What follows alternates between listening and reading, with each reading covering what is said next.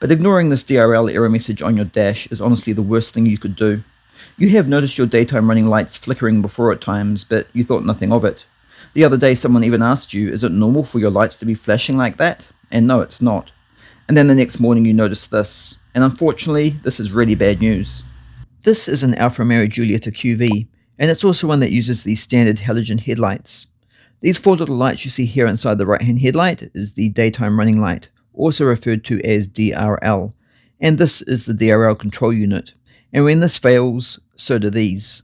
DRL Control Unit failure in the Alfa Romeo Giulietta and Mito models is an extremely common problem, but generally the DRL Control Unit itself is not the only thing that ends up failing, and that's because it is also extremely common for a faulty DRL Control Unit to take out the DRL light with it as well, or even worse, both of the DRL lights, and this is not something you want to happen.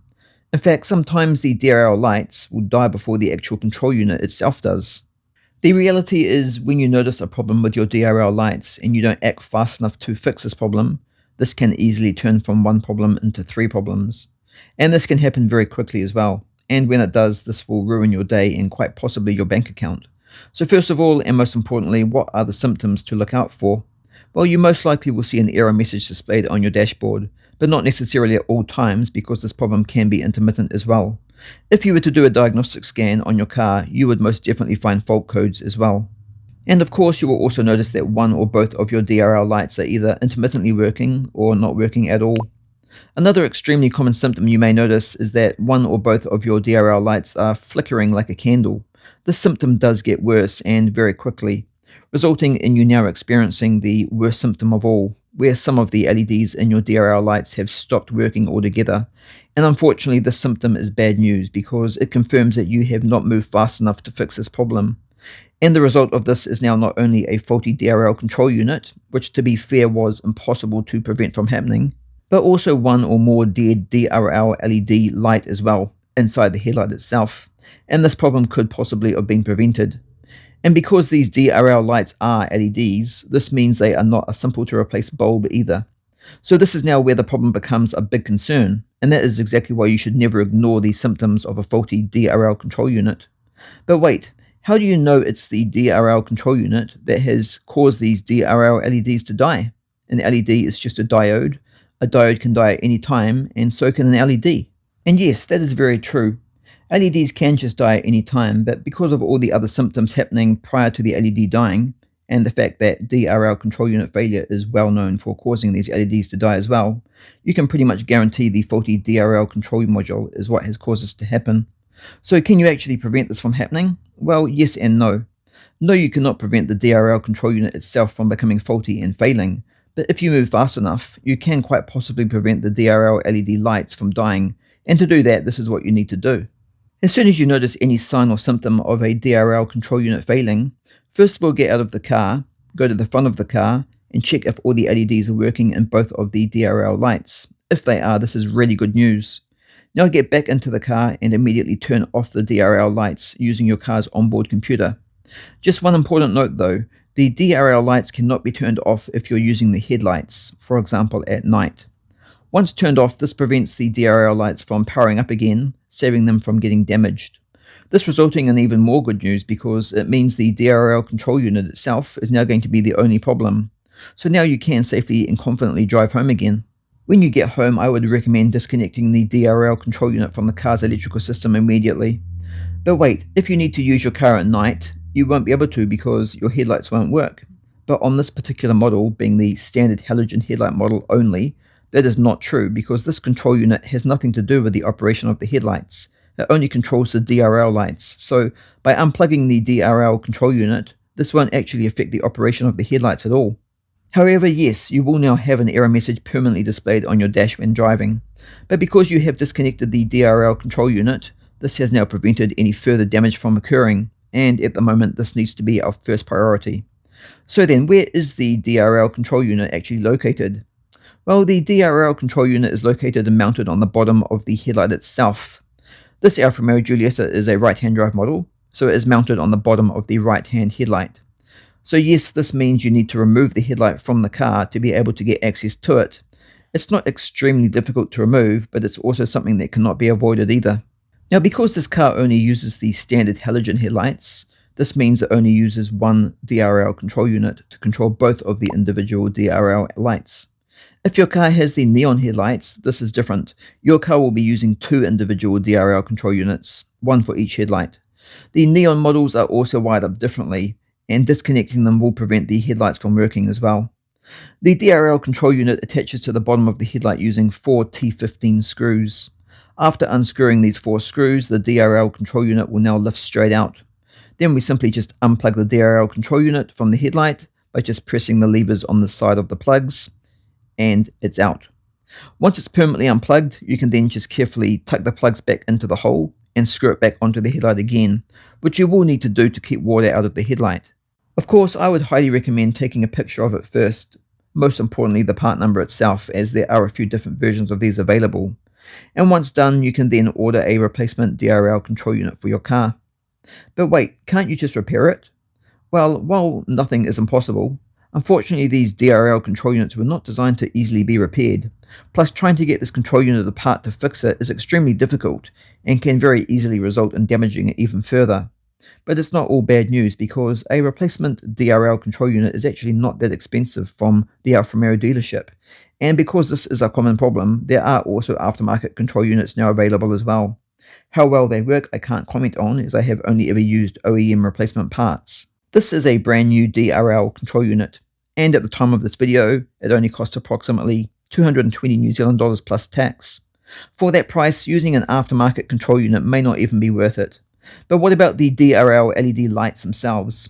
They're built into the headlight itself, and the headlight is sealed, so if the LEDs are dead, they cannot be repaired, right? Well, actually no. The DRL LEDs are available from other suppliers, and the headlights are repairable. However, I warn you now, this is not an easy repair to do, and requires a lot of patience and skill to do it. It's also not a job I will be tackling today either, even though it's something I normally would. And yes, of course, it would definitely be a cheaper option as well. But fortunately for me, I currently have a new headlight in stock due to me ordering one in for a client and then them never returning again to collect it, which unfortunately is common to happen. So in my case, I am going to be replacing the whole entire headlight. And no, they're not cheap.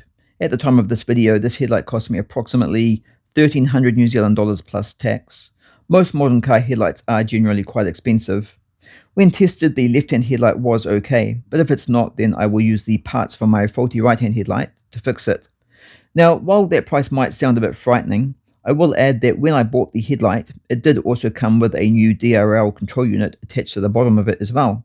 So if you're about to order a new headlight and a DRL control unit, check with your Alfa Romeo dealership first, as you probably won't need to order both.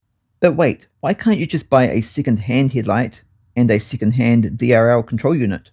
Well, firstly, because these DRL control units are so common for failing, I would not recommend buying a second-hand one, as it will most likely come with a very short lifespan. And as for the headlight itself, from my experience, these are really expensive even second-hand, and therefore I personally have never found it financially worth it, as second-hand lights always come with scratches, so for the small difference in price, it may be better to just go brand new. As I have already said, repairing it is still the cheapest way, if you have the skills to do it. Anyway, let's get this new headlight installed into the car. So to do that, we start by unscrewing these 4 T55 screws that are securing the top of the front bumper to the car. With these 4 T55 bolts removed, we now need to remove the old headlight bolts. And to do that, you're going to need a 10mm ratchet and a 10mm ratchet spanner. First, we unscrew the 10mm bolt here, securing the top of the headlight to the car. And now we need to remove the 10mm bolt on the side of the headlight, hiding behind the inner guard down there. It can be easier to loosen off this hose here as well, which again just uses another 10mm bolt. Now, to get to this hidden side bolt, it is definitely easier in my opinion to remove the inner guard as well. And when you do, the bolt you're looking for is this one right here. There are actually two bolts right next to each other, but the bolt closer to the rear of the car is the correct one to remove. With all the bolts now removed, you should have 4 big bumper bolts, 2 10mm headlight bolts, and those 7 Phillips head screws you see are just from the front of the inner guard. Please note you do not need to remove the wheel from the car to do this. Instead, just turn the steering wheel all the way to the right. Now we disconnect the headlight plugs. So for the grey round plug, you just slide the grey lever out sideways and pull up. And for the black flat plug, we just lift the tab and pull. You can see right here, this is the tab that you need to lift on the plug. And yes, there's only 2 plugs to disconnect. And once done, we now gently lift up the front panel of the car, and then the headlight can then be very carefully removed. Just take your time and go slowly doing this to ensure nothing gets damaged. And after a few seconds, out will come the headlight. Now with the headlight out, just to make it clearer, to get the headlight out, we just removed this bolt here. We then removed this bolt here to remove the hose.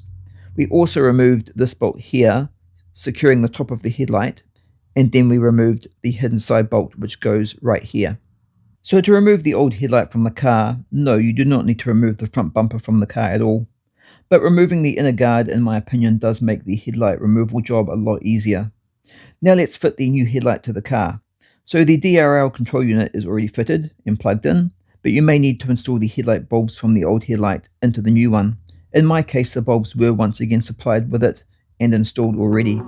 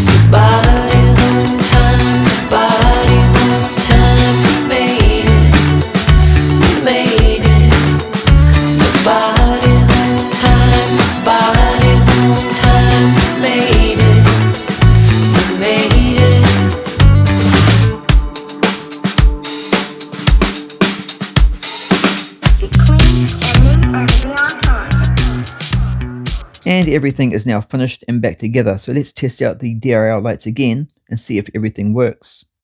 And as you can see, everything is now working perfectly. We now have all of the DRL LEDs working, and so the job is now complete. Well, actually it's not, because while there is no programming or proxy alignment required for the new DRL control unit due to it just being a plug-and-play part, we do however still need to erase all the fault codes from the car because they won't clear by themselves. So I have once again connected the Alfa OBD scan tool to the car and rescanned it, and as you can see there are a few fault codes related to the DRL. In fact, all these 4 fault codes here are all DRL codes.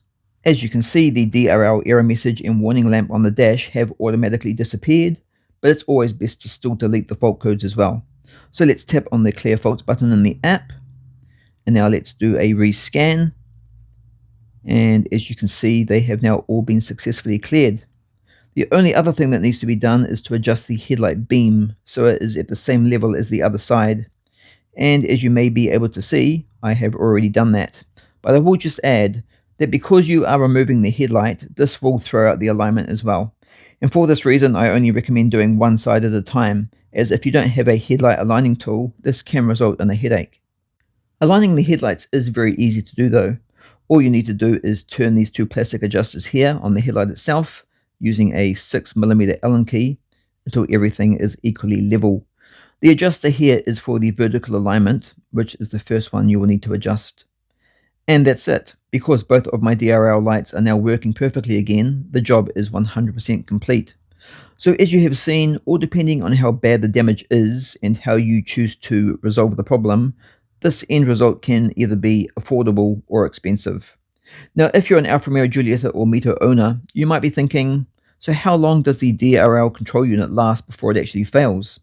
And I have to admit the lifespan of these DRL control units are very up and down. I've seen them fail from as low as 90,000 Ks all the way up to 180,000 Ks.